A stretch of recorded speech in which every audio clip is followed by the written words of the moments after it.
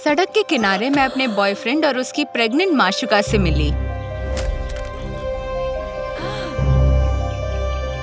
बहाना देने की बजाय वो उसके धोखे के लिए मुझे जिम्मेदार ठहराने लगा। इतनी मोटी हो, तुम्हें कभी हेल्दी बच्चा नहीं होगा। भूल जाओ, घर जाओ और मेरे बच्चों के लिए खाना बनाओ। शर्म के मारे मैं वहाँ से भाग गई और चौराहे पर आ गई। उसके बाद आखिरी चीज जो मैंने देखी वो एक प्राइवेट लग्जरी कार की नंबर प्लेट थी।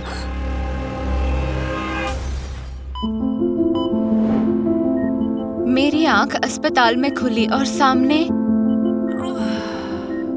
पॉप स्टार हैरी मंडरा रहा था। ये लो मेरा ऑटोग्राफ। शायद इसके लिए तुम मेरी गाड़ी के सामने कूदी थी, है ना?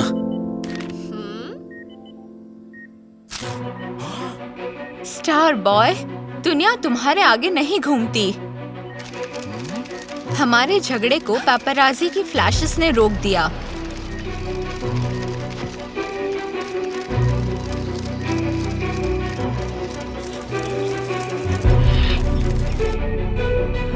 दर्द के बावजूद मैंने मौके का फायदा उठाया और वहां से चली गई, क्योंकि वहां के वातावरण में मेरा दम घुटने लगा था। मैं बड़ी मुश्किल से घर पहुंची। वहां पर एक और सरप्राइज मेरा इंतजार कर रहा था। मैं अपनी माशुका के साथ जा रहा हूँ। तुम्हें बदलना होगा, वरना हमेशा के लिए अकेली रह जाओगी।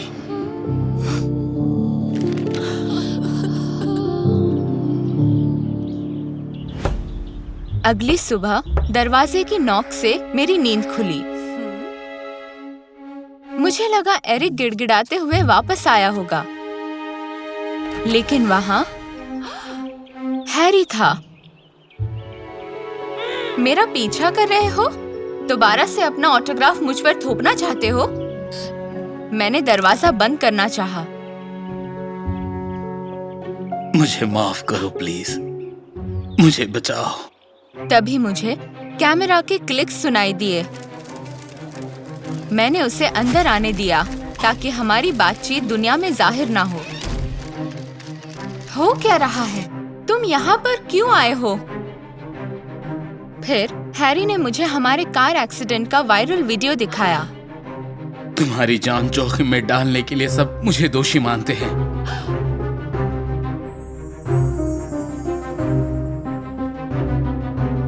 लेकिन तुम कार के सामने आई थी, तो तुम्हें सब ठीक करने के लिए मेरी मदद करनी होगी। हैरी ने ये कहकर मुझे झटका दे दिया कि हमें प्रेमी बनने का नाटक करना होगा। मैं मना करना चाहती थी, लेकिन मुझे यकीन था कि इस अफेयर से मुझे एरिक से बदला लेने और उसे मेरी कीमत समझाने में फायदा होगा। मैं मान गई और हैरी ने दरवाजा खोला और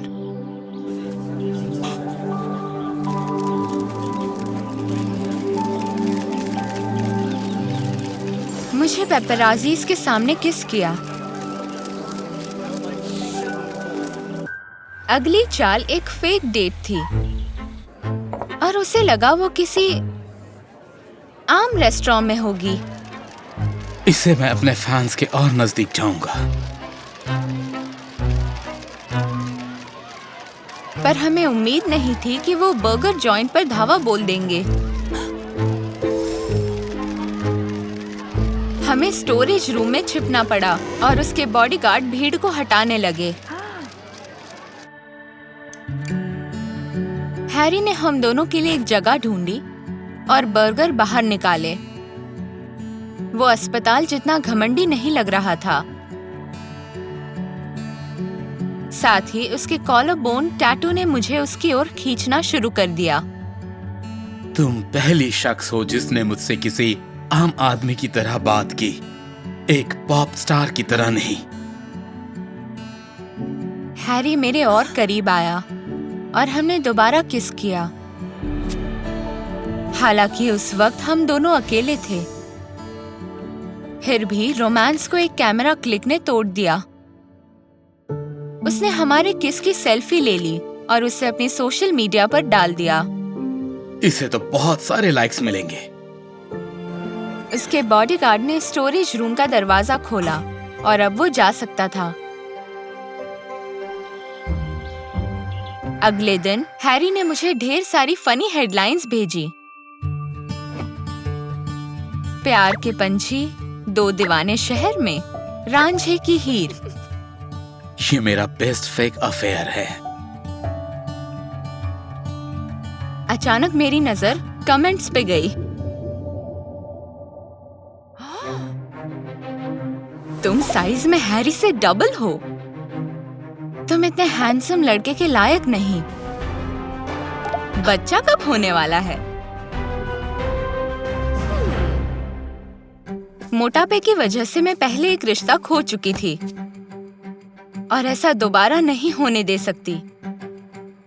आखिर हैरी के लिए मेरी फीलिंग सीरियस हो रही थी। मैंने उसके साथ अपनी डेट कैंसिल की ताकि मैं वजन कम कर सकूं।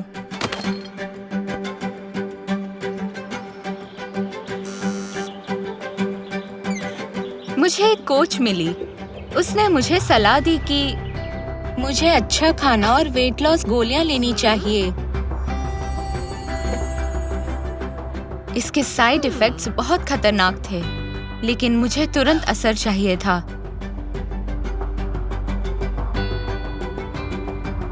हैरी ने मुझे उसके एल्बम की प्रेजेंटेशन पे बुलाया, जो एक हफ्ते बाद था। मुझे वहां जाना था। मैं और जोर लगाकर एक्सरसाइज करने लगी।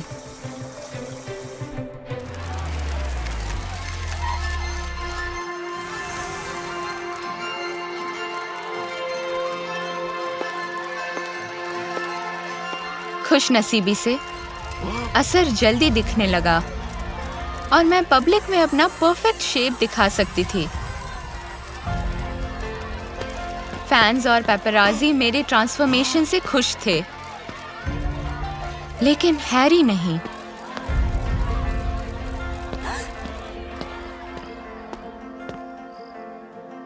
झिझकते हुए मैंने उसे कमेंट्स के बारे में बताया।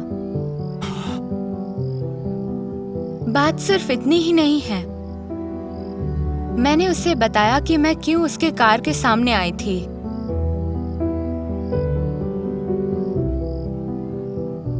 तुम्हारा एक्स बेवकूफ था जो तुम्हें खो दिया। तुम कमाल हो और तुम जैसी भी हो मुझे अच्छी लगती हो। हैरी ने मुझे गले लगाया। मैं उसका परफ्यूम सूंघ सकती थी। एक पल ऐसा लगा मानो वो सब कुछ असली था। मैं उसे किस करने वाली थी कि अचानक किसी ने मुझ पर अंडा फेंका। भीड़ मजाक उड़ाने लगी। झूठे, झूठे, झूठे, झूठे, झूठे, झूठे। समझने में देर नहीं लगी कि मेरी कोच ने मेरे और हैरी के चैट के स्क्रीनशॉट लिए थे, जो उसने सोशल मीडिया पर डाल दिए। सबको पता चल गया कि हमारा प्यार असली नहीं था।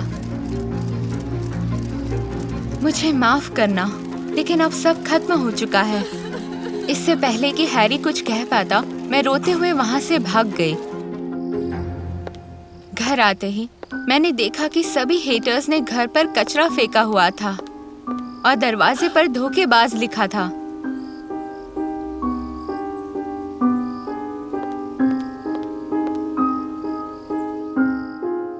मैं अंदर छिप गई और तुरंत मुझे अजीब महसूस होने लगा। ये सब वेट लॉस पिल्स की अधिक मात्रा लेने के कारण हो रहा था। वो बहुत दर्द भरा था, लेकिन उससे भी बुरा होना अभी बाकी था। किसी ने दरवाजे पर नॉक किया। मुझे लगा हैरी होगा, लेकिन दरवाजा खोलते ही वहां पर एरिक था। मुझे ऑनलाइन पता चला कि तुम क्या बन गई हो, तो मैं तुम्हें दूसरा मौका देने चला आया। मैंने एरिक को देखा, वो शख्स जो मुझे मोटी होने और अच्छा ना होने का एहसास दिलाता था। उसे या किसी और को भी खुद को हर्ट करने नहीं दे सकती थी। मुझे तुमसे भी ज्यादा मेरा शरीर अच्छा लगता है, तो दफा हो जाओ।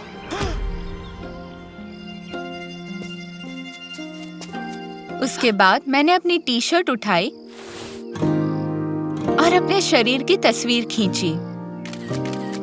मैंने उसे बिना किसी एडिट या झूठ के वैसे ही पोस्ट कर दिया। हाँ, मैं खुद की असलियत छिपा रही थी ताकि मैं सबको खुश कर सकूं। लेकिन अब मुझे परवाह नहीं कि कोई और क्या सोचता है। मैं हैरी से झूठ नहीं बोलना चाहती थी, तो मैंने तय किया कि उसे अपनी फीलिंग्स बता दूं। तभी मुझे खिड़की के बाहर उसकी आवाज सुनाई दी। उसने मुझे एक गाना डेडिकेट किया और माफी मांगी। मैंने तुम्हें झूठे रिश्ते में फंसा दिया, लेकिन वो प्यार अब सच हो चुका है। हमने किस किया और हमारे रिश्ते को बिना किसी झूठ या फरेब के दोबारा शुरू किया। आपके फरेब से मिले प्यार से ज्यादा आप जो हो उससे मिली नफरत अच्छी है।